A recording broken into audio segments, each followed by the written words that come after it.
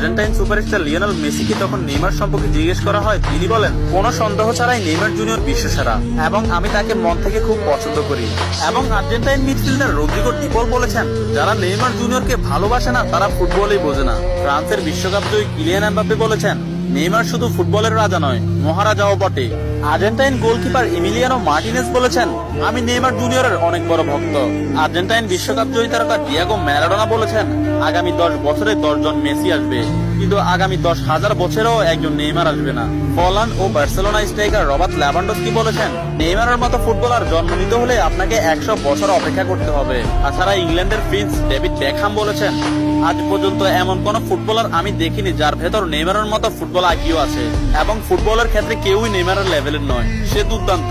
এবং আর্জেন্টাইন বিশ্বকাপ জয়ী তারকা অ্যানহেল ডি মারিয়া বলেছেন, নেইমারের সাথে যে কোনো প্লেয়ারের তুলনা করা অপরাধ।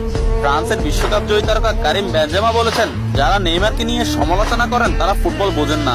ম্যানচেস্টার সিটির কোচ পেপ গার্দিওলা বলেছেন, আমার ক্যারিয়ারে নেইমার মানেই সবকিছু।